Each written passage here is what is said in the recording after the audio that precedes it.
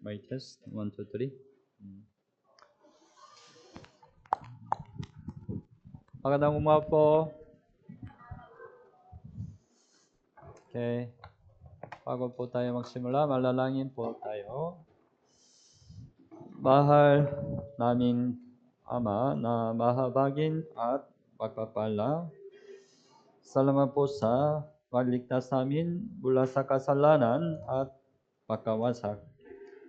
Salamat po sa pagkabay sa aming buhay na Kristiyano hanggang ngayon.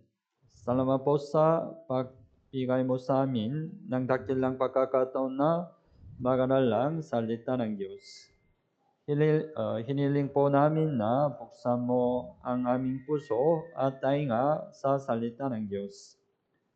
Naway maunawaan namin ang salita ng Diyos sa pamagitan ng tulong ng Banal na Espiritu. Pakiusap, maunawaan namin ang kalooban ng Diyos sa pamagitan ng salita ng Diyos. Mula sa simula hanggang sa matapos, kami ay nagtitiwala lamang sa iyong habag at biyaya. Ito po ang aming dalangin sa pangalan ni Jesus. Amen. Buksan mo ang Biblia. Ikalawang Hari, chapter 7. Ikalawang Hari, chapter 7, verse 3.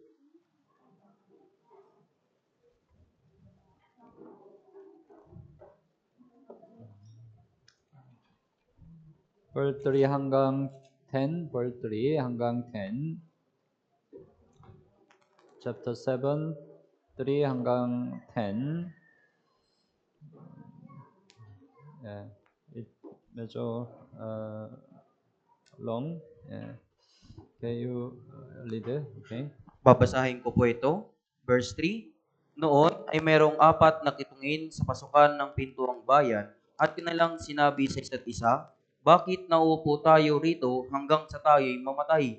Kung ating sabihin, pumasok tayo sa lungsod, ang tagutom ay nasa lungsod at mamamatay tayo roon. At kung tayo'y uupo rito, tayo'y mamamatay rin. Kaya tayo na, pumunta tayo sa kampo ng mga taga-Syria. Kung ililigtas nila ang ating buhay, tayo'y mabubuhay. Kung tayo'y patayin nila, talagang tayo'y mamamatay. Kaya't sila'y nagsitindig ng magtatakip silim upang pumunta sa kampo ng mga taga-Syria. Ngunit nang sila'y dumating sa hangganan ng kampo ng mga taga-Syria, ay walang tao roon, sapagkat ipinarinig ng Panginoon sa hukbo ng mga taga-Syria ang dagundong ng mga karwahe, ng mga kabayo, at ang dagundong ng isang malaking hukbo. Kaya't sinabi nila sa isa't isa, inupahan ng hari ng Israel laban sa atin ang mga hari ng mga Hedeo at ang mga hari ng mga Ehipsyo upang sumalakay sa atin. Kaya't sila'y nagsitakas ng takip silim at iniwan ng kanilang mga tolda, ang kanilang mga kabayo, asno at iniwan ng buong kampo sa dati nitong kaayusan at tumakas dahil sa kanilang buhay. Nang ang mga kitunging ito ay dumating sa gilid ng kampo, sila'y pumasok sa isang tolda, kumain at uminom at nagsikuhan ng pilak, ginto at bisan at tumayo at itinago ang mga iyon. Muli silang bumalik at pumasok sa isang ibang tolda at kumuha ng mga bagay roon at umalis at itinago ang mga iyon.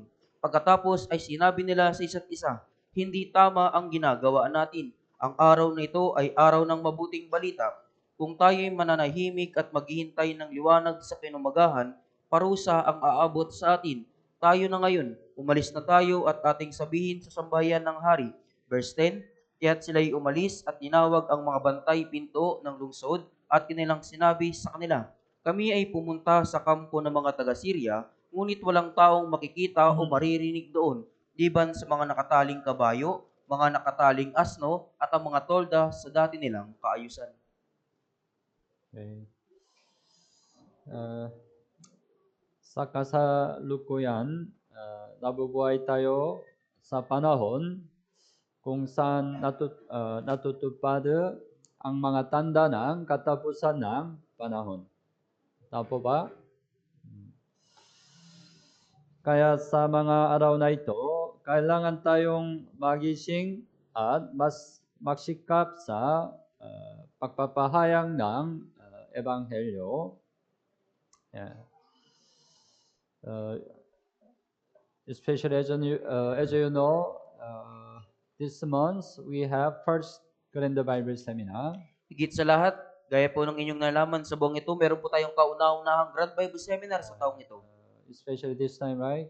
Our supporting church will also visit, right? Lalo na din po, yung ating supporting church ay po, bibisita po dito. Yeah. So this time, it's the time we have to really preach the gospel. Kasi sa pagkakataong ito talaga yung kailangan nating ibahagi ang ebanghelyo. So let's learn the lesson through this paragraph. Kaya matuto tayo ng aral mula po sa mga salitang ito. Ang kwentong ito ay tungkol sa apat na ketongin. Apat na ketongin noong may digmaan sa pagitan ng Israel at Syria. Noong panahon iyon, nagkaroon ng matinding tagutom sa Samaria dahil sa matagal na paglusom ng Syria sa Samaria. You know Samaria is the capital of the North Israel. Alam niyo po, yung Samaria yung kapitolyo ng Hilagang Israel po. Yeah. Dahil dito, maraming tao ang namatay dahil sa tagutom. Yeah. At ang apat na ketongin ay wala ring pagkain. Yeah. Kaya nagpasya silang sumuko sa hukbo ng mga taga-Syria. Sapagkat naisip nila na namamatay sila sa lungsod dahil sa tagutom o sa huli mamamatay sa kampo ng mga taga-Syria. Kaya't pumunta sila sa hukbo ng mga taga-Syria. Ngunit nagkaroon ng mga nakakagulat na pangyayari. Bakit? Ang lahat ng hukbo ng mga taga-Syria ay tumakas dahil pinaingay ng Panginoon sa pandinig ng hukbo ng mga taga-Syria ang tagundong ng mga karwahe ng mga kabayo at ang tagundong ng isang malaking hukbo. Sila'y bumangon at tumakbo sa dapit hapon. Iniwan ang kanilang mga tolda, mga kabayo at mga asno. Iniwan nila ang kampo na tulad ng dati at tumakbo para sa kanilang mga buhay. Kaya't pumasok ang apat na ketongin sa kampo at kumain at uminom at nagdala ng pilak, ginto at damit.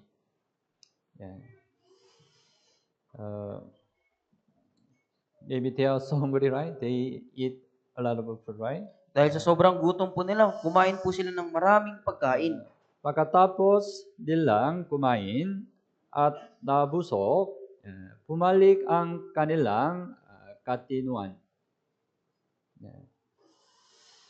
Then, sinabi nila na sa versikulo 9, sinabi nila na ang araw na ito ay araw ng mabuting balita. Ang araw na ito ay araw ng mabuting balita. Inisip nila ang mga tao sa Samaria na namamatay dahil sa tagutom. Naintindihan niyo po story? Naintindihan? Pag-isipan natin kung ano ang evangelism at kung paano ito dapat gawin sa pamamagitan ng kwentong ito. Okay? Una, ano ang evangelism? Ano ang evangelism? Ang evangelism ay paraan ng Diyos upang iligtas ang mga makasalanan. You mark here Buksan mo ang Biblia, Unang Korinto chapter 1. Unang Korinto chapter 1, 21.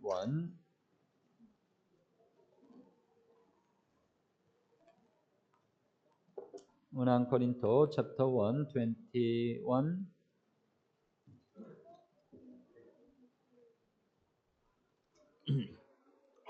Okay, chapter 1, 21. Basahin po natin ng sabay-sabay.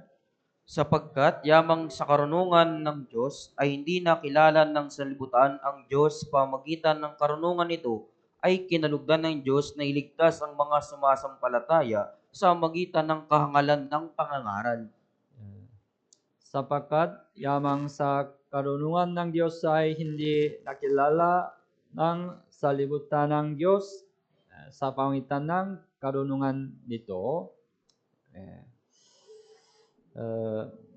ay kinalugtan ng Diyos na iligtas ang mga sumasampalataya sa pamagitan ng kahangalan ng pangangaral. Can use the evangelism to save the sinner. Ginamit ng Diyos po yung evangelism para iligtas ang mga makasalanan. God is almighty, right? Ang Diyos po ay makapangyarihan, di ba Maybe po? it's possible God can save just His word, right? At maaaring iligtas niya po yung tao sa magitan lamang ng kanyang salita. But God wants to save the sinner by using previous saved people. Pero nais ng Diyos na iligtas ang mga tao sa magitan po ng mga naunang naligtas. It's the evangelism. At yan po ang evangelism. Ang paraan ng evangelism ay ang mangangaral ng ebanghelyo. Iyon ay ihatid ang mabuting balita. Right? Ebanghelyo ay mabuting balita. Okay? Isipin natin ang espiritual na kahulugan ng kwentang ito. Una, ang ketongin. Ang ketongin ay kumakatawan sa kaluluwa na namamatay dahil sa kasalanan. Ang apan na ketongin ay ang mga kaluluwa na namamatay dahil sa kasalanan. Para tayong mga apan na ketongin, bago tayo maliligtas. Bago tayo maligtas. Buksan mo ang Biblia, Efeso chapter 2. Efeso chapter 2, verse 1.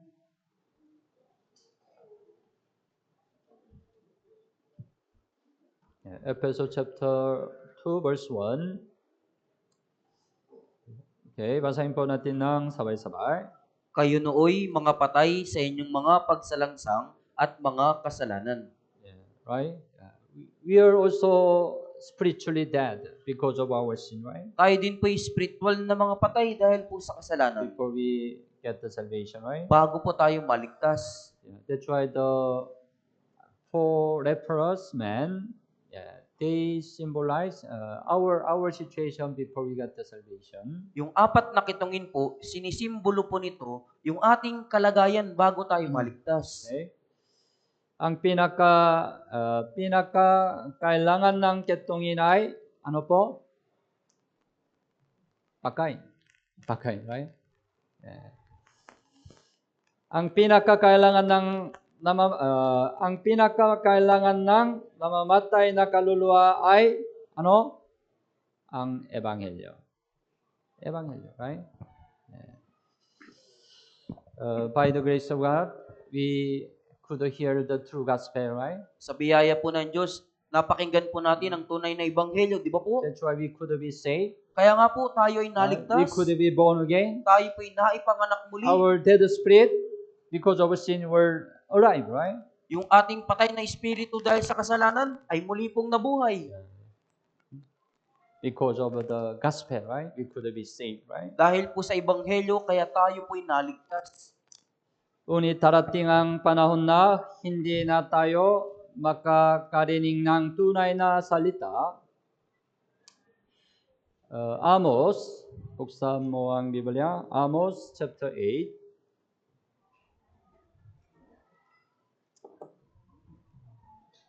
Old Testament, Amos chapter 8, 11.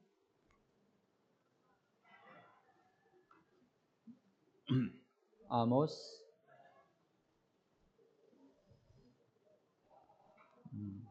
You are not familiar, Amos? Di po kayo pamilyar sa Amos?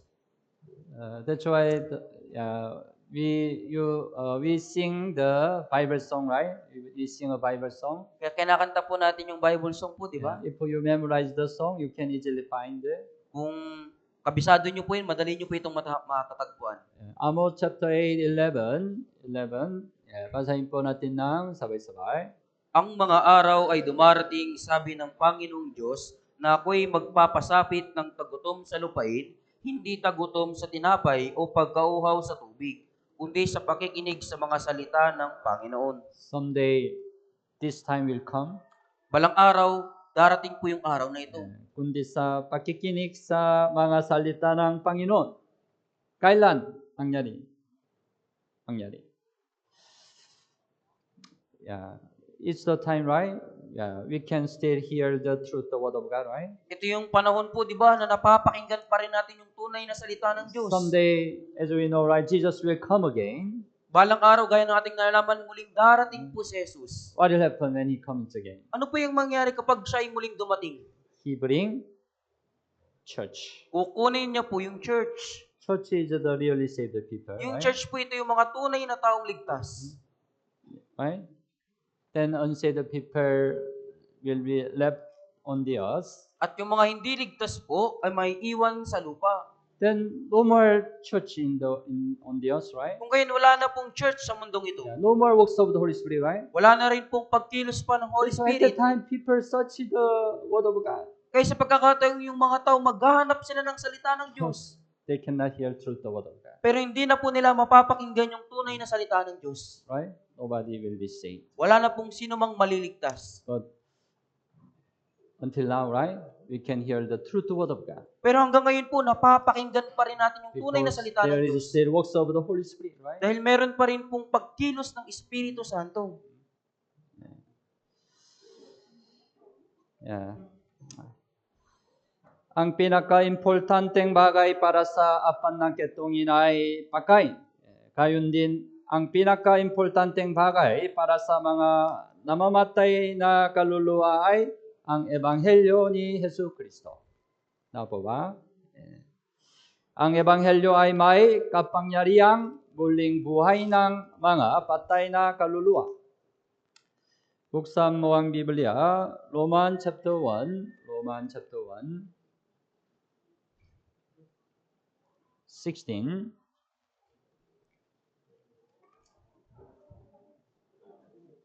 Roman chapter 1, 16. Okay, basahin po natin ng sabay-sabay.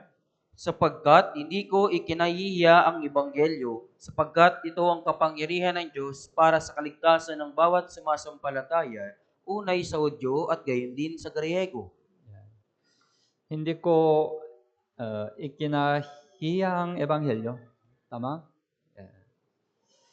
If we shame the gospel, right? How can we preach the gospel? Kung ikinakahiya po natin ang Ebanghelyo, paano natin may papangaral ng Ebanghelyo? We shouldn't be ashamed of the gospel, right? Dapat na huwag nating ikahiya ang Ebanghelyo. Sapagkat ito ang kapangyarihan ng Diyos para sa kaligtasan ng bawat sumasampalataya. Right? The gospel has the power. Ang Ebanghelyo po may kapangyarihan. Right? How could you be saved? Paano po ba kayo naligtas? Because the gospel has the power. Dahil ang Ebanghelyo po may kapangyarihan. You could be saved, right? At kayo po ay naligtas. Yeah. At ang mga ketungin na kumain at kumaling ay may tuturing na mga ngaral na nauwan ang Ebanghelyo. Yeah.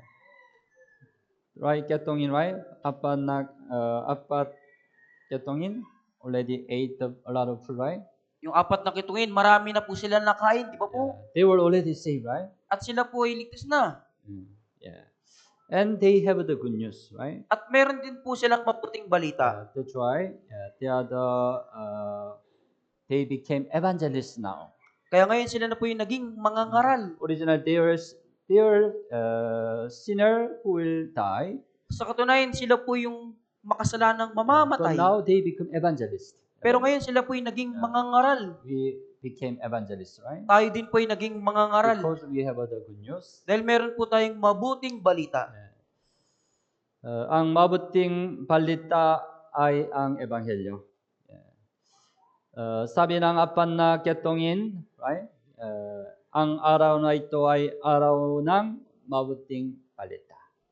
Right? They had the good news, right? Meron silang mabuting balita. Ngayon, mayroon din tayong parehong magandang balita ng kaligtasan. Meron din tayong parehong magandang balita. Buksan mo ang Biblia, 2 Korinto chapter 6, verse 2. 2 Korinto chapter 6, verse 2. Okay, chapter 6, verse 2. Basahin po natin ng sabay-sabay. Sapagkat sinasabi niya, sa panahong kanais-nais ay pinakinggan kita at tinulungan kita sa araw ng kaligtasan. Ngayon na ang panahong kanais-nais, ngayon na ang araw ng kaligtasan. Ngayon na ang araw ng kaligtasan, right? Araw ng kaligtasan. We still have the chance, right? We can save many lost souls, right? Meron pa rin po tayong pagkakataon na magligtas ng maraming nawawalang kaluluwa Through our gospel, right? sa magitan po ng ating ebanghelyo. Sa talatang ito, para sa mga Samaritano, ang mabuting balita ay balita na maraming pagkain sa kampo ng mga taga-Syria. Tama? Kung gayon, ano ang mabuting balita para sa mga kaluluwa na pupunta sa impyerno? Siyempre, ang ebanghelyo ni Hesus Kristo ang mabuting balita para sa kanila. Sinabi sa Biblia na ang pinakamagandang bagay ay ang mga paan ng mga magtuturo ng ebanghelyo. Nagtuturo ng ebanghelyo. Roman chapter 10, buksan mo ang Biblia. Roman chapter 10, verse 15. Romans 10, verse 15. Okay, verse 15. Basahin po natin ng sabay-sabay. At paano sila mangangaral kung hindi sila sinugo? Gaya ng nasusulat, anong ganda ng mga paan ng mga nagdadala ng mabuting balita at mabubuting bagay. You have a beautiful feet. Meron po kayong magandang paa? That's why you try to make a decoration. Kaya pinapalamitaan niyo po ito, di ba? Maganda? Magandang paa. But what's a real beautiful feet? Pero ano po yung tunay na magandang paa? When you go to preach the gospel with your feet, it's a real beautiful feet. Kapag gumahayo ka sa pangangaral ng ebanghelyo ng iyong mga paa, ito talaga yung magandang paa. If we have the good news, right? We have the heart to share this good news, right? Kung meron tayong mabuting balita, meron po tayong puso na ibahagi ang magandang balitang ito. Once upon a time, there were 4 men who went to the forest. Matagal na pong panahon, meron pong 4 na tao na pumunta sa pulis. But in the forest, they encounter very high wall. At sa pagdating nila sa pulis po, meron silang natagpuan ng mataas na pader. They wanted to know what is behind the wall. At nais nilang malaman ano yung nasa likuran ng pader. That's the first man climbed the wall. Kaya yung unang tao po, inakyat niya po yung pader. And he looked at what's behind the wall. At tinignan niya po kung ano yung nasa likuran ng pader. He was surprised. At nagulat po siya. Then he jumped down the other side of the wall. Pagkatapos, tumalon po siya sa kabilang banda ng pader. So, second man also climbed. Yung ikalawang lalaki po, umakyat din po siya. Look at At tiningnan niya po, surprise, jump again. nagulat siya, tumalon din po siya. The other man, climb again, Yung ikatlong lalaki, tumayo, surprise, umakyat din po. jump again. Nagulat siya at tumalon din po. The last man also crying. Yung huling lalaki po, umakyat din. He was surprised also. Nagulat din po siya. He is about to jump, Patalon na po siya, but stop. pero tumigil po siya. Do you know bakit stop? Alam niyo po bang bakit siya tumigil? Bakit? Huh? Right up? He reminded his family, his friend, Dahil naalala niya po yung kanyang mga kaibigan, pamilya. because the other side of the world was so good, so beautiful. Dahil yung kabilang bahagi ng pader po ay napakaganda. There were a lot of beautiful the tree and then fruits. Napakadami dong magagandang puno, ng mga bunga, prutas. But he wanted to go with his family. Pero gusto niyang pumunta doon kasama ng kanyang pamilya. It's a good news, right? Good news, right? Yan po yung magandang balita po, di ba? He want to share this good news to his family, his friend. Nais niyang ibahagi yung mabuting balitang ito sa kanyang pamilya at mga kaibigan. But 1, 2, 3, natulog. They just went there alone, right? Pero yung tatlo po, pumunta lang sila doon ng mag-isa. When we get the salvation, right? We have a much more beautiful place. Nung magkaroon po tayo ng kaligtasan, di ba po meron tayong mas mainam na lugar? Ano po? Eternal heaven. Walang hanggang langit. No more pain, no more sorrow, no more death. Wala pong kalungkutan, walang sakit, walang The kamatayan. most beautiful place, right? Yung pinakamagandang lugar, tama There's po a ba? real happiness there, right? At may tunay na kaligayahan doon, We di ba can po? go to heaven, right? Na makakapunta tayo sa langit, di ba po? We have a real good news, right? Meron tayong tunay na mabuting balita, di ba po? You don't want to share this good news to your family, your friend? Ayaw niyo po bang ibahagi yung magandang balitang ito sa inyong pamilya at mga kaibigan? It's natural, right? If we have the good news, we want to share the good news to the other, right? Natural lamang kung meron tayong magandang balita, ibabahagi po natin ito sa iba. Mabuting balita. May mabuting balita. Bakit tayo dapat mangaral ng Ebanghelyo? Balikan natin ikalawang hari, chapter 7. Balikan natin, verse 9.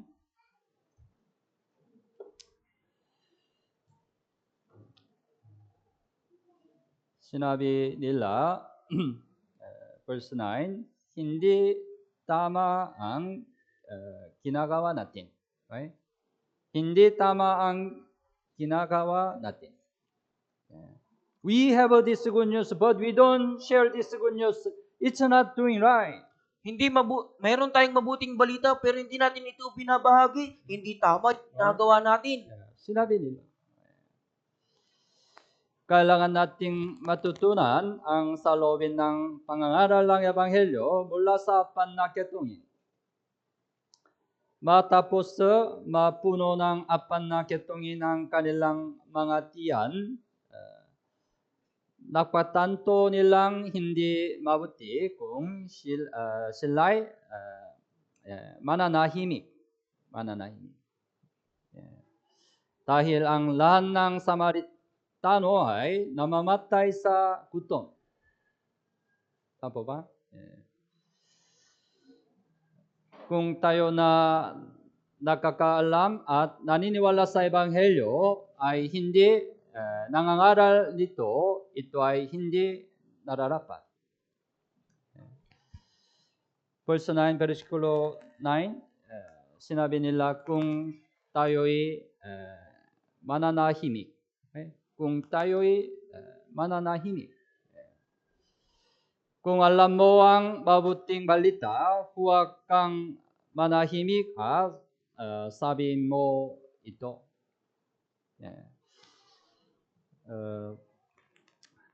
Gawa chapter 18, buksan mo ang Biblia, Gawa chapter 18. 18.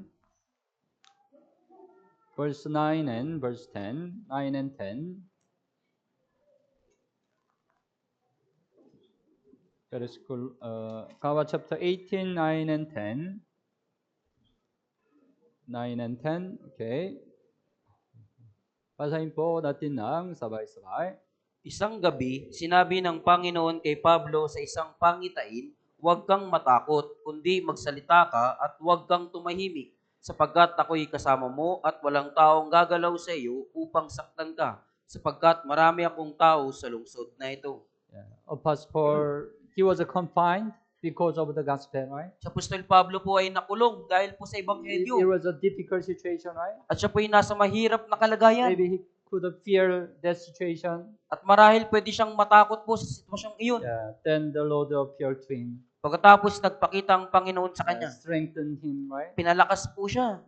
Huwag kang matakot, kundi magsalita ka at huwag kang tumahimik, right? Tumahimik. Huwag kang tumahimik. Verse 10, sapagkat ako'y kasama mo. Tama? God promise. Ako'y kasama mo, right? If we preach the gospel, God will be with us. Kung ipinapangaral natin ang Ebanghelyo, ang Diyos ay kasama po natin.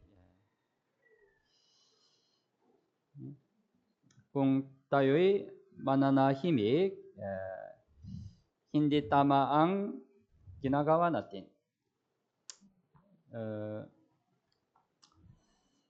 There was one firefighter. Meron pong isang bumbero. You know, firefighter, right? Alam niyo po yung bumbero? Firefighter is the one who rescue of men, the people in the fire. Yung bumbero po, sila yung mga taong nagliligtas po sa mga taong nasa loob po ng nasusunog po. It's a Mayram, right? Mayram trouble.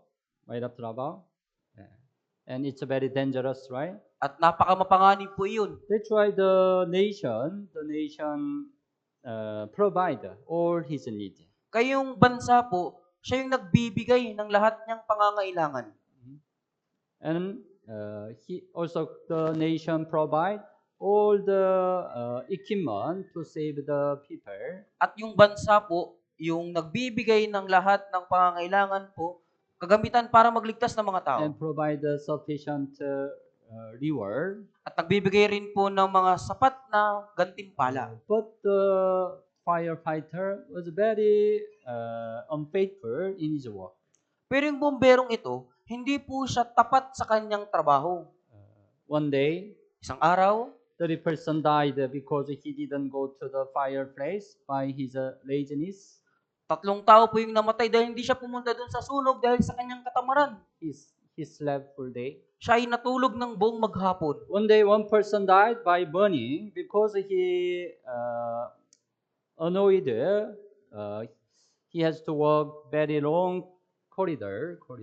At merong isang tao pong nasunog dahil pinabayaan niya pong tumakbo o lumakad sa mahabang koridor. And one day, 6 person died by smoke because he gave up going up the stair very high building. At 6 na tao po isang araw, 6 na tao yung namatay dahil sa usok po dahil sumuko po siyang umakyat sa isang mataas na building.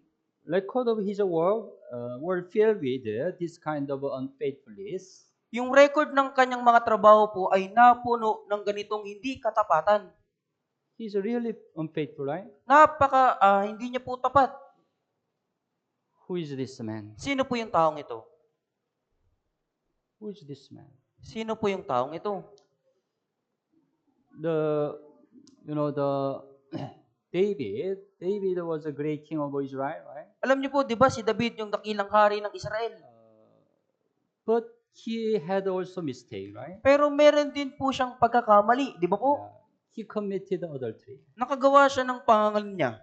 To hide his sin, he killed his faithful servant, right? Para itago yung kanyang kasalanan, pinatay niya po yung kanyang tapat na lingkod. Then Prophet Nathan came to him. At lumapit po sa kanya si Propeta Nathan. Yeah. And then he gave one story, right? At nagbigay po siya ng isang kwento.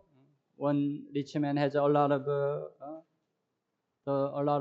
animal, lamb, Yung isang may-ari, meron siyang maraming ari-arian na mga hayop. but the other side there was a very poor man. Pero sa kabila, merong isang mahirap. But the poor man has only one lamb. Pero yung isang mahirap na yun, meron lamang siyang isang tupa. But one day there was one visitor to the rich man. Pero isang araw, meron pong bumisita sa isang mayaman. Then he had to provide serve the visitor. At kailangan niyang paglingkuran po yung bumisita. Right? But he didn't sacrifice his animal. Pero hindi niya po inihandog yung kanyang hayop. He took away the lamb from the poor man. Kinuha niya po yung hayop doon mula sa mahirap. Right? The prophet Nathan shared this story to David. Ibinahagi ni Propeta Nathan yung kwentong ito kay David. Then David got angry, right? At nagalit po si David. How wicked a man, the rich man. Gaano kasamang tao yung mayamang How iyon? can took away the lamb of the poor man? Paano niya kukunin yung hayop ng isang taong mahirap? Then what prophet Nathan said? At alam niyo po ba kung ano po yung sinabi ni Propeta Nathan? 북사모왕 비블리아 2 Samuel chapter 12. Ikalawang Samuel, Kapitulo 12. 12 verse 7 and 8. 2 Samuel 12, 7 and 8.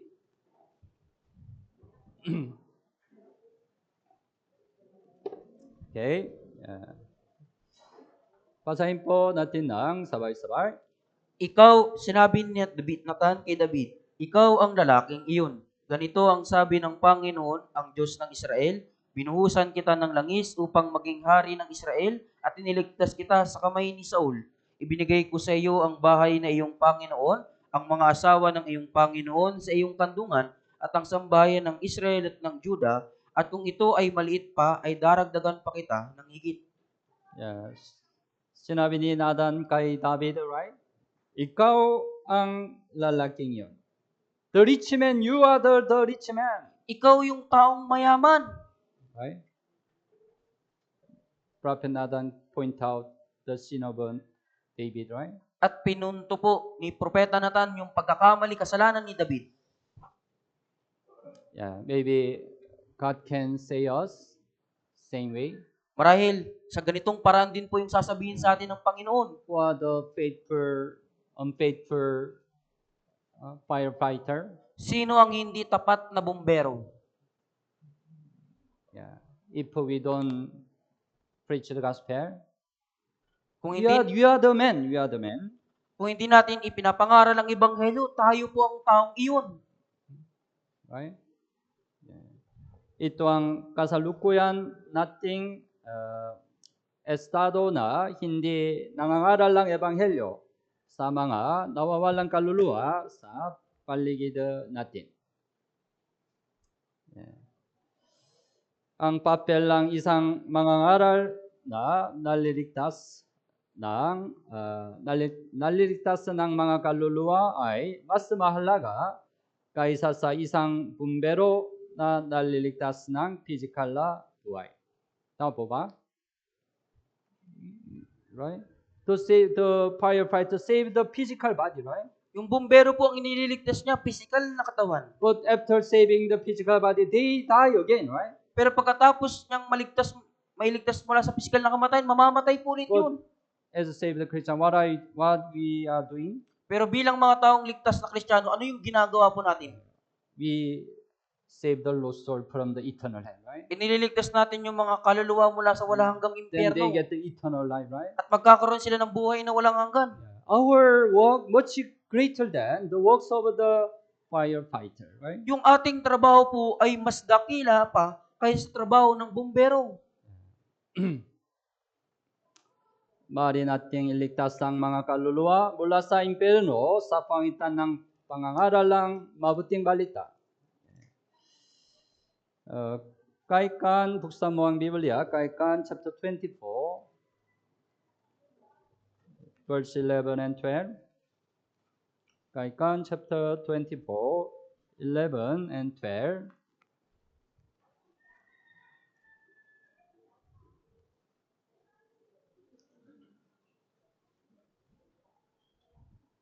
Okay, basahin po natin ng sabay-sabay. Iligtas mo silang dinadala sa kamatayan, pigilan mo silang natitisod patungo sa katayan. Kung iyong sinasabi, narito, hindi namin ito nalalaman. Hindi ba niya alam ang sa mga puso'y tumitimbang at siyang nagbabantay sa iyong kaluluwa? Hindi ba niya nalalaman? At ang bawat tao ayon sa gawa niya ay hindi ba niya gagantihan? Verse 11, right? Iligtas mo silang dinadala sa kamatayan. Pigilan mo silang natitisod patungo sa katayan. Ang mga taong nahihilahin patungo sa kamatayan at ang mga madadapa patungo sa katayan ay yung mga pupunta sa impyerno. Tama ba? Pupunta sa impyerno. Kaya inutusan tayo ng Diyos na iligtas sila mula sa impyerno. Kung ang isang Kristiyano ay may saloobin at naisip, wala akong pakialam kung sila'y pupunta sa impyerno o hindi. Wala akong pakialam kung sila'y pupunta sa impyerno o hindi. Alam ng Diyos ang inisip mo kahit na hindi ito alam ng ibang tao. Tama ba? Ito ay hindi magandang asal kung makikita mong may taong naglalakad patungo sa impyerno, ngunit wala kang ginagawa tungkol dito. Tama ba? Balikan natin Ikalawang Hari, chapter 7, verse 9. Balikan natin. Sinabi nila, parusa ang abot sa atin. Right? Parusa ang abot sa atin.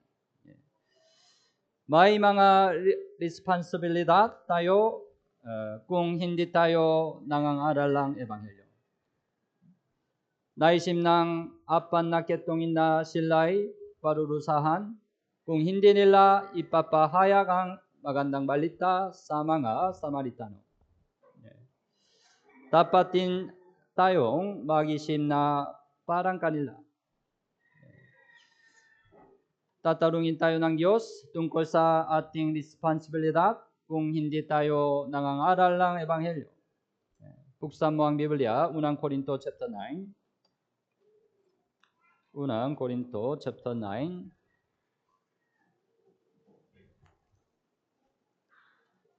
Verse 16. Unang Korinto chapter 9, 16. Chapter 9, 16. Okay, basahin po natin ng sabay-sabay. Sapagkat kung ipinangangaral ko ang Ebanghelyo ay wala akong dahilan upang magmalaki, sapagkat ang katungkulan ay iniatang sa akin, kabagabag ako kung hindi ko ipangaral ang Ebanghelyo. Sinabi ni Apostol Pablo, kung ipinangaral ko ang Ebanghelyo ay wala akong dahilan upang magmalaki. Sapagkat ang katungkulan ay iniatang sa akin. Right? It's natural. We share the good news. Right? Natural lamang po na ibahagi natin yung magandang balita. Subalit, kahabag-habag ako kung hindi ko ipang-aral ang Ebanghelyo. Right? God will ask a responsibility if we don't preach the gospel. Sisingilin sa atin ng Diyos ang responsibilidad kung di natin ipapangaral ang Ebanghelyo. May mga sigaw ng mga namamatay na kaluluwa sa ating paligid. We have to hear the shouting of the lost soul. Kailangan po nating marinig yung sigaw ng mga kaluluwa. Long time ago, I watched the movie. Matagal na pong panahon, nanood po ako ng isang movie. It's I'm not sure you also watch it. It's the name, the Cliffhanger. Ang pamagat po nun, Cliffhanger. It's about the rescuer who rescue the people in the mountain. In the mountain. Patungkol po ito sa isang rescuer na nagliligtas po doon sa isang bundok. But one scene was very impressed to my heart. Pero meron po doong isang pangyayari po na nagpamangha sa aking puso. It happened. There was a very the mountain was by the big, just the big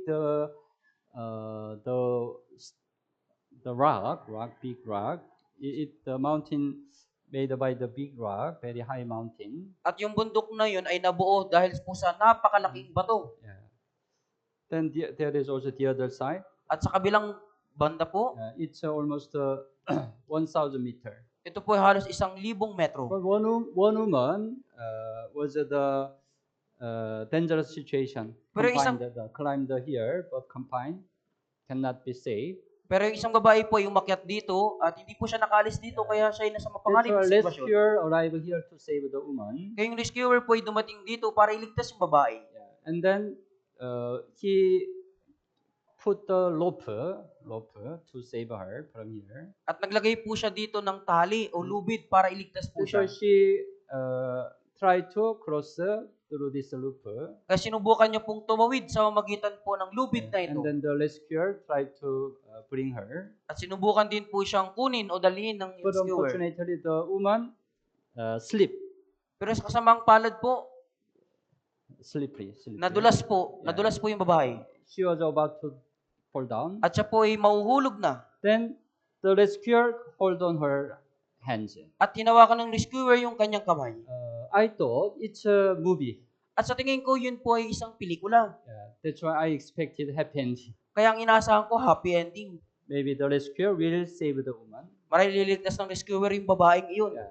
She cried out, Siya yung umiiyak. "Please save me. Pakiusap, iligtas mo ako. I want to live. I don't want to die." Gusto kong mabuhay at ayaw kong mamatay.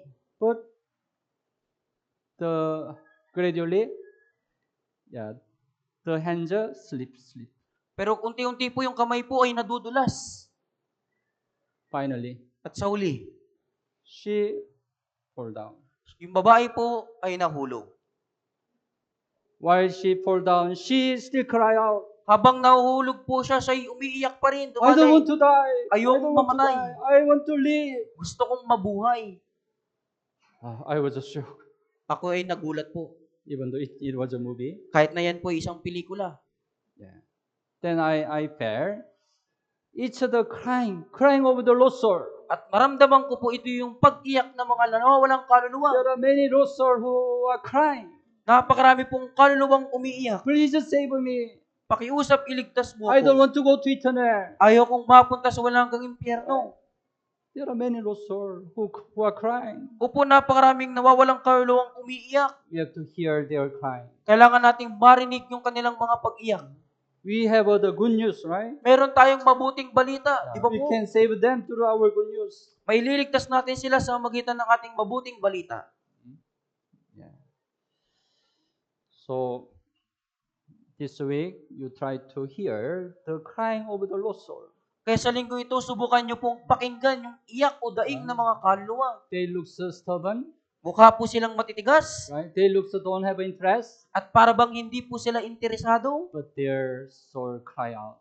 Pero yung kanilang puso, yung kanilang I kaluluwa po ay don't want dumanay. to go to where? Ayokong mapunta sa walang hanggang Please impyerno. save me. Pakiusap, iligtas mo ako. They are crying out, right? Sila po ay dumadaing. Yeah.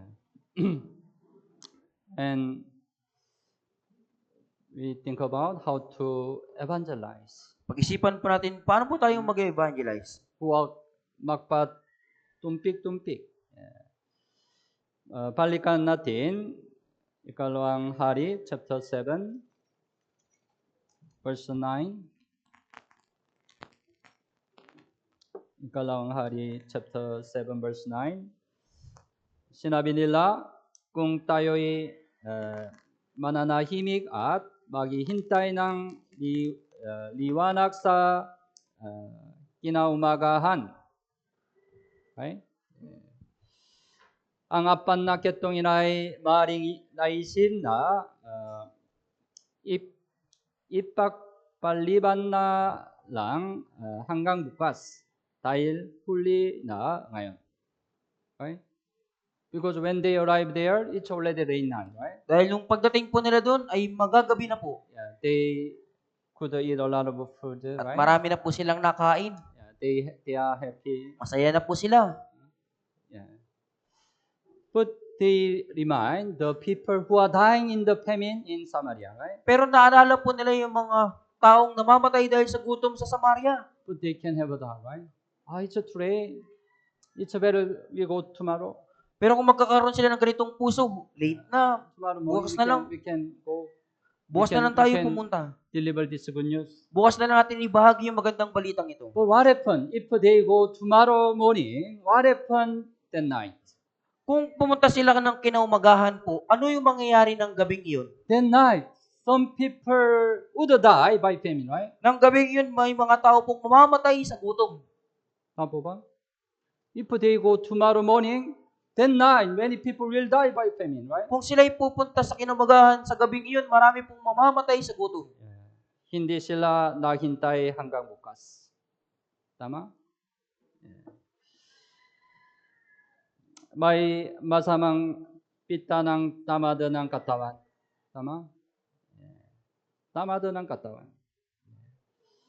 Bukas na lang tayo pumunta. Right? Mayroon tayong makalupang pangnanais para sa katamaran. Unirang apat na ketongin ay hindi nakpaliban hanggang bukas. Buksan mo ang Biblia, Ikalawang Timoteo chapter 4. Buksan mo ang Biblia, Ikalawang Timoteo chapter 4, verse 2.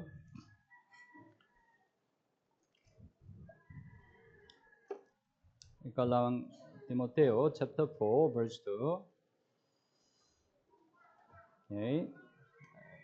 Basahin po natin ng sabay-sabay. Ipangaral mo ang salita, magsikap ka sa kapanahunan at sa di kapanahunan, magtuwid ka, manaway ka, mangaral ka na may buong pagtsatsaga at pagtuturo. Sinabi ng Biblia, ipangaral mo ang salita. Magsikap ka sa kapanahunan at sa di kapanahunan. Right? Whatever situation we have to try our best to preach the gospel. Nasa namang sitwasyon tayo naroon, sikapin po nating ipangaral ang ebanghelyo. If we always consider the situation, we don't have a chance to preach the gospel. Kung palagi nating pinag-iisipan yung sitwasyon po, hindi natin na may papangaral ang ebanghelyo. Ang walang hanggang kaparalan ng iba ay maring matukoy ng aking katamaran. Ang walang hanggang kaparalan ng iba, right? Ay maring patukoy ng aking katamaran if they don't get the salvation, right? Kung hindi sila magkaroon po ng kaligtasan. Hindi natin alam kung ano ang mangyayari sa isang nawawalang kaluluwa sa loob ng isang araw. Tama po ba? Buksan mo ang Biblia, Kaikan chapter 27. Buksan mo ang Biblia, Kaikan chapter 27, verse 1. Verse 1.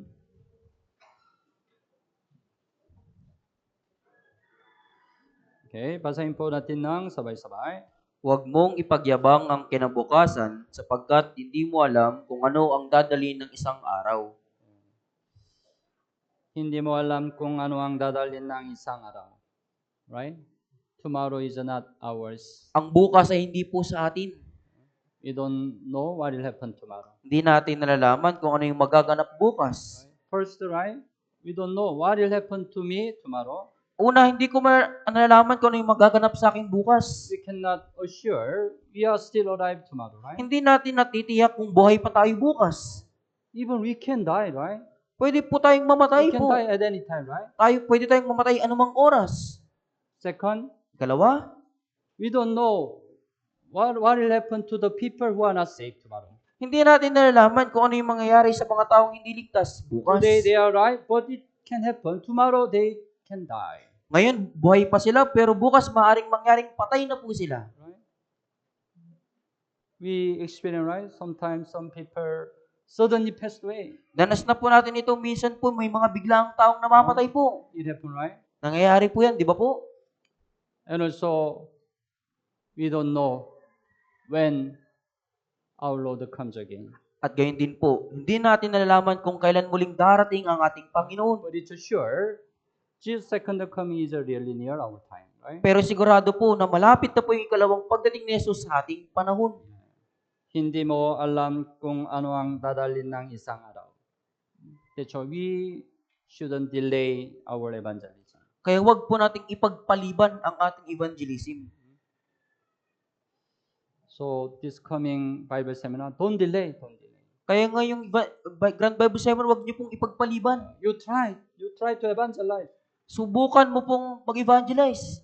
Of course, sometimes you can fail in the evangelism. Opo, syempre po, minsan pwede kang mabigo sa But even evangelism. though you fail, you try. Pero kahit na mabigo ka, subukan mo po. Then it's not your responsibility, Kung right? gayon, hindi po yun magiging responsibilidad mo. At kailangan natin iwaksi ang aking pag-iisip. Kung naisip ng mga ketongin na makikinig pa talaga ang mga tao sa tulad naming mababa, right? You know what's the leprous man? Alam niyo ba kung ano po yung taong ketongin? It's a very severe disease, right? Ito po isang malubhang sakit. That's why usually the face of the leprous man hindi maganda, right? Pangit. Right? Kadalasan po yung panlabastaan niyo po ng ketongin po hindi That's maganda. why in this time they cannot enter the Jerusalem, right? Kaya sa ganitong panahon po hindi sila pwedeng pumasok sa Because Jerusalem the people dislike them. dahil kinapuputan sila ng mga tao. Don't enter city. Huwag kayong papasok sa lungsod. You stay outside the city. Dahil ketongin kayo, doon kayo manatili sa labas ng bayan. Right? They know they are getongin. At alam naman po nilang ketongin So sila. they can have the heart.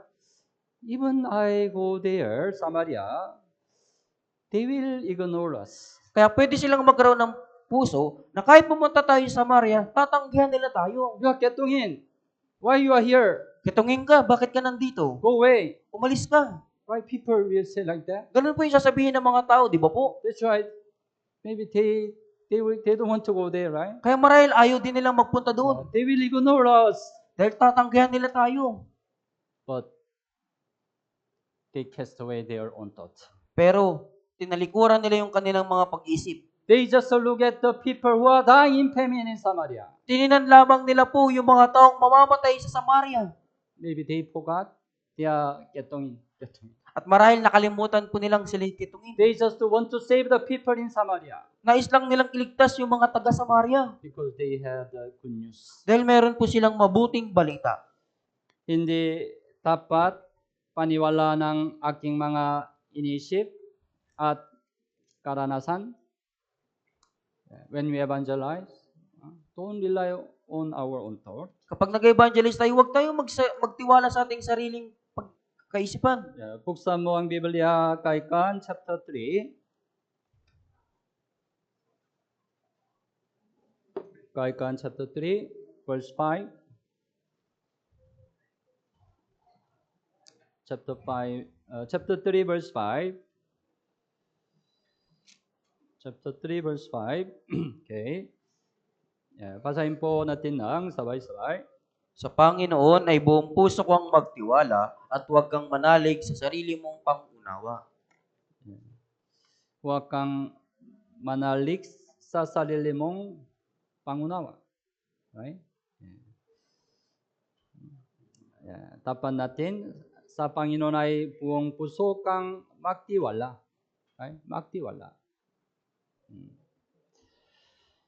Maisim natin na hindi tamang panahon upang ipangaral ang Ebanghelyo sa tao dahil sa kanyang matigas na puso. Right?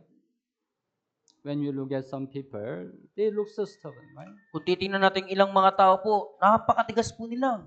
Then we just give up the evangelism. Kung gayon, isusuko na lang po natin yung evangelism. Maring nakbago na ang isip ng tao ngayon. Right? Right? Your heart always the same? Yung puso mo po, palagi bang parehas po? Even our heart always change, right? Maging yung puso po natin, nagbabago. The heart of the people also, their heart can be changed, right? Yung puso ng mga tao po, yung kanilang puso ay nagbabago din 1 po. month ago, they are very stubborn. Yung nakaraang buwan, matigas po sila. But it's possible this week, they become more humble. Pero maaaring mangyari na sa linggong ito, mas mababa po sila. Because God made some difficult situation to them, right? Dahil ang Diyos ay gumawa ng mga kahirapan sa kanila. God can change their heart, right? Kayang baguhin ng Diyos yung kanilang puso. Don't rely on your thought. Huwag kang magtiwala sa iyong Don't sariling rely on your pag-isip. experience. Huwag kang magtiwala sa iyong mga karanasan. Kailangan nating isipin ang kaluluwang mawawala kaysa ating sariling mga iniisip. We just focus on the lost soul who will go to hell. Pagtuunan lamang natin yung mga kaluluwang patungo sa impyerno. At isipin natin na ang mga kaluluwa ay mas mahalaga kaysa buong mundo. Right? Buong mundo.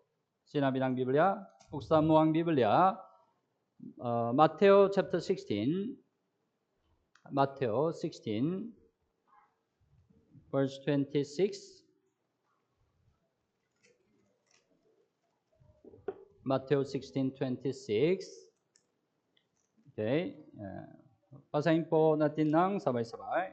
Sapagkat ano ang mapapakinabang ng tao kung makamtan niya ang buong sanlibutan, ngunit mawawala naman ang kanyang buhay, o ano ang bibigay ng tao na katumbas ng kanyang buhay. Yeah. Right? It says one soul is more precious than whole world, right? Sinasabi po nito na ang isang kaluluwa ay higit na mas mahalaga kaysa buong sanlibutan. Bakit? Yeah. Isinasaalang-alang ng Diyos ang espiritu ng tao bilang pinakamahalaga dahil ang espiritu ng tao ay larawan ng Diyos. Tama ba? Larawan ng Diyos. May larawan ng Diyos sa tao. That's why before God, our soul is the most precious. Right? Kaya sa harapan ng Diyos, yung ating kaluluwa po yung pinakamahalaga. Kaya ayaw ng Diyos na masira ang espiritu ng tao. Why the one soul is more precious than the whole world? Bakit ang isang kaluluwa po higit na mas mahalaga kaysa buong sanlibutan? Dahil may walang hanggang impyerno. Tama ba? Alam natin? May walang hanggang impyerno. Anong lugar? Walang hanggang impyerno. Sinabi ng Biblia, lawan ng apoy. Tama? Walang hanggang impyerno ay lawan ng apoy. May lawan ng apoy. Right?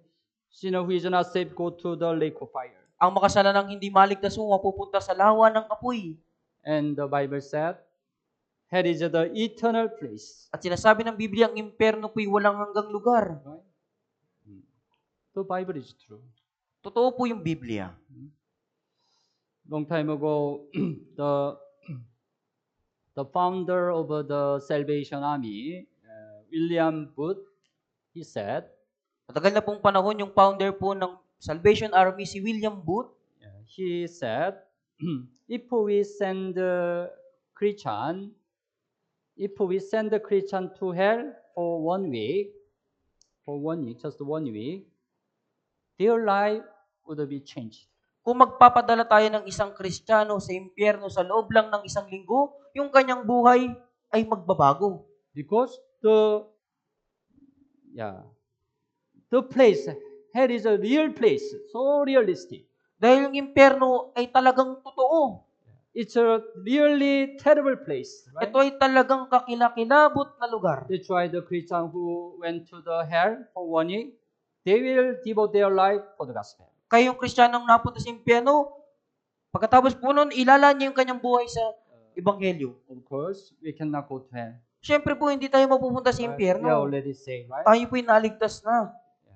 Even we want to go to hell, we cannot, right? Kahit na mapunta po tayo doon, kahit na sabihin po natin, hindi po But tayo we makapunta. know hell is a real place, right? Pero alam po natin na totoo yung impyerno. I think we don't need 1 week.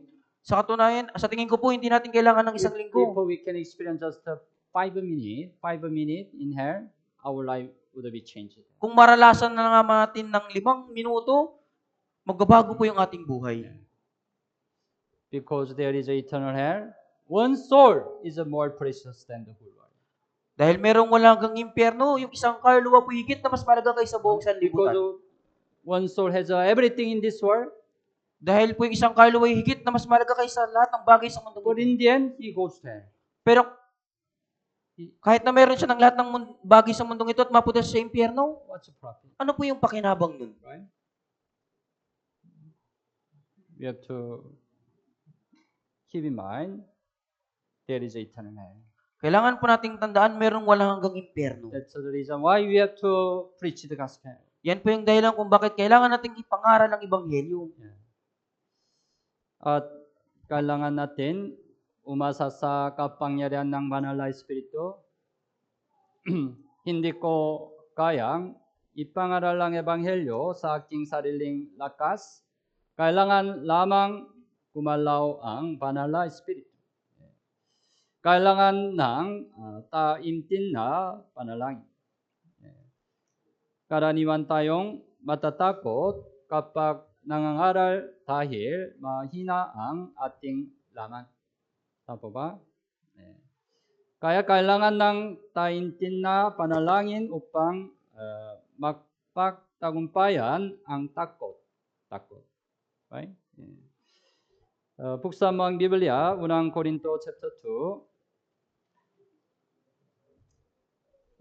Unang Korinto chapter 2, verse 3 and 5.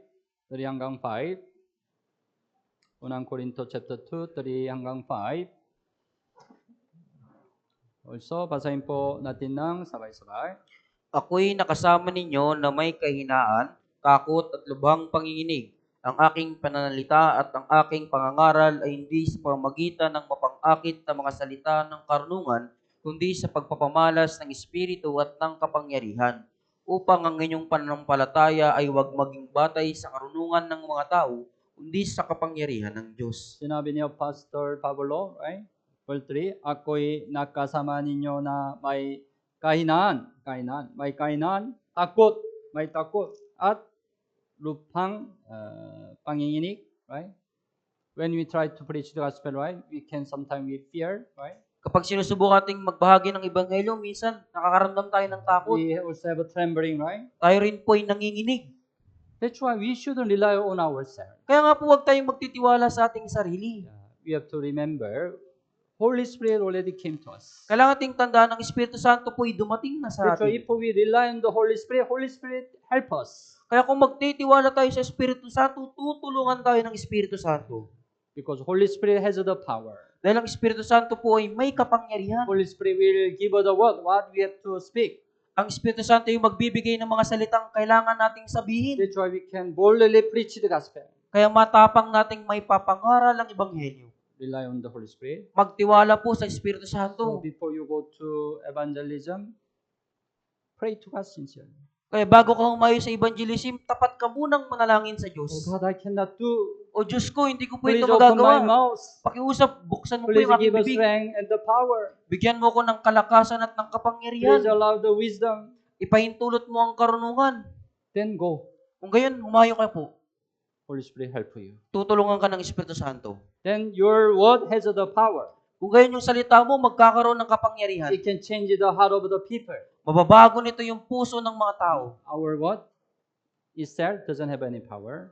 Yung salita mo na, salita mismo natin, wala po itong kapangyarihan. Our word cannot change the heart of the people. Yung salita natin hindi makapagbabago ng puso ng But the tao. Holy Spirit has the power, right? Pero ang Espiritu Santo po ay may Holy kapangyarihan. Spirit changes the heart of the people. Ang Espiritu Santo yung magpapabago sa So puso ng our mga tao. side, we have to rely on the Holy Spirit. Kaya sa ating panig, kailangan ating magtiwala sa Espiritu We have to Santo. preach the gospel with the power of the Holy Spirit. Ipangaral natin ang Ebanghelyo sa pamamagitan ng kapangyarihan ng Espiritu Santo. Don't fear. Huwag pong matakot. Yeah. At ngayon, ang mga ketongin, ngayon ay isagawa mo. Balikan natin, ikalawang hari, chapter 7, balikan natin, chapter 7, verse 10, ikalawang hari 7, verse 10, kaya't sila'y umalis. Right? Sila'y umalis. Amen? They went to Samaria, right? Ibig sabihin, nagtungo po sila sa Samaria. They didn't fear the situation. Hindi sila natakot sa sitwasyon. They didn't look at themselves. Hindi nila tinignan yung kanilang mga They sarili. just look at the people who are dying in famine in Samaria. Ang tinignan lang nila yung mga taong mamatay sa Samaria dahil sa gutom. At tinawag ang mga bantay pinto ng lungsod. Right? Tinawag. Yeah. Maybe before, they always hide themselves, right? Marahil dati po, lagi silang nagtatago. They are shy. Nahihiya po sila. Ketongin ako. But this time, right? Tinawag. Bantay. Open the door. Buksan mo yung pinto. I have a good news. Meron akong mabuting balita. Maybe they shouted loudly. Marahil sumisigaw sila ng malakas. They don't fear, right? Hindi po sila takot. They are not shy anymore. At Right? di na po sila nahihiya. Right? Tinawag. At kanilang sinabi sa kanila. Right? I had a good news. Kami may magandang balita. There are a lot of food in the camp of Syria. Napakaraming pagkain sa kampo ng taga-Syria. All the Samaritan can be saved if we go to the camp. Lahat ng mga Samaritano ay maliligtas kung tayo ipupunta doon. Kung ang mga ketongin ay naglakad kamilang kanilang masamang pa. Tama? Masamang pa. Upang maghatid ng balita. Dapat ding pumunta ang ating mga pa. Tama ba? Their leg also not good, right? Yung kanilang mga papo hindi rin po mabuti, maayos. Ketongin anong pa? Hindi maganda. Right? Maybe they are like lame. Marahil sila din po parang mga lumpo. Mahirap to go to Samaria, right? But they went there, right? Pero nagpunta pa rin po sila doon. But we have a strong pa. Pero meron tayong mga matitibay Right. na papo, binti. We are better than them, right? Mas mabuti tayo sa kaysa kanila. We have to go. Kailangan nating humayo. Ngayon, huwag na lang isipin. Kundi, actual na pumunta at magpahagi. Tiyang na sasamahan tayo ng Diyos. Kung mayroon kang target na pangalaran, tawagan at bisitahin mo sila ngayon. Okay? Don't delay. Huwag niyo pong ipagpaliban. Or text. Or mas mabuti. Go. Okay? Go. Ketongin when, right? Yung mga ketongin po, nagpunta sila humayo. Medyo malayo, Samaria. Mahirap to go, right? They went, right? Pero humayo po sila. If they went, how much we have to go to preach the gospel? Kung sila po humayo, gaano pa po tayo na kailangan nating humayo? Don't worry. Ang Diyos ay tiyang na mangunguna. The rest, buksan mo ang Biblia, Deuteronomy chapter 31. Deuteronomy chapter 31, verse 8.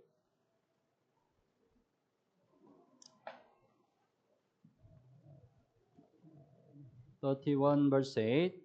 Okay, basahin po natin ng sabay-sabay. Ang Panginoon ang siyang mangunguna sa iyo, siya'y sa iyo, hindi ka niya iiwan, ni pababayaan, huwag kang matatakot ni manlulupaypay. ang Panginoon ang siyang mangunguna sa iyo. Tama? Yeah. Huwag kang matatakot. Yeah. When you have determined your heart to go to preach the gospel, God will go first. Kapag nagpasya ka sa iyong puso na humayo sa pangangaral ng Ebanghelyo, ang Diyos yung mangunguna sa iyo. God will already control their hearts. Ang Diyos na yung kumontrol sa kanilang puso. God will touch their heart first. Hipuin muna ng Diyos yung kanilang puso. So you have to go. Pero para sa iyo, kailangan mong humayo. God work first. Don't forget. Huwag mong kalimutan na ang Diyos po yung unang Just, gagawa. Open your mouth. Buksan mo lamang ang iyong mga bibig. Preach the gospel. Ipangaral ng Ebanghelyo. God will help you. Tutulungan ka ng Diyos. Yeah, ang pangangaral ay layunin at mission ng buhay ng isang buhay na Kristiyano. Right? Yeah. So, especially this month, we have a great chance to preach the gospel. Lalo na po sa buwang ito, meron tayong dakilang pagkakataon, ipangaral ang Ebanghelyo. It's our purpose of our life. Yan po yung layunin ng ating buhay. It's a great mission our Lord committed to us. Yan po yung dakilang misyong ipinagkatiwala sa atin ng Panginoon. Yeah, so even you fail evangelism, don't worry. Kaya kahit na mabigo ka sa evangelism, huwag ka pong mag-alala. Don't be discouraged. Huwag kang You panghinaan. can have another chance. Pwede ka pang magkaroon ng isa pang pagkakataon. You have to come. You have to participate in the works of God. Pero kailangan nyo pong makilahok, makibahagi sa gawain ng Diyos. So even though you don't have any invitee, you have to come together. Kaya kahit na wala po kayong mga naimbitahan, punta pa rin po kayo dito. Then you can help the evangelism with your prayer. Kung gayon, matutulungan nyo po yung evangelism sa pamamagitan ng inyong mga panalangin. And then during Bible seminar, you listen carefully together. As sa Bible seminar naman po, makinig kang mabuti. It is also helping the gospel. Yan din po yung pagtulong sa And Ebanghelyo. also when the speaker asks, you have a response. You have to have a response. You need to give an answer. At kapag nagtatanong yung mga ngaral, tumugon din po kayo, sumagot po. It's also helping the gospel. Yan din po yung pagtulong sa Ebanghelyo. Okay? Okay po ba? Yeah. Okay, manalangin po tayo. Mahal namin Ama na mahabagin at magpapala. Salamat po sa pagbigay mo sa amin ng dakilang pagkakataon na mag-aral ang salita ng Diyos. Salamat po sa maunawaan ang kalooban ng Diyos sa pamagitan ng salita ng Diyos. Hinihiling po namin na sundin natin ang salitang natutunan natin ngayon. Tulungan mo po kami na mabuhay lang higit na sumusunod sa iyo sa taong ito. Mula 10, may mga plano para sa Grand Bible Seminar with the Korean Mission Team. Naway matulungan mo kami sa mga Bible Seminar ito upang maraming kaluluwa ang makatakbo ng kaligtasan. Bakyusa, panatilihin at kabayan kami hanggang sa muling dumating ang Panginoon. Ito po ang aming dalangin sa pangalan ni Jesus. Amen. Salamat po.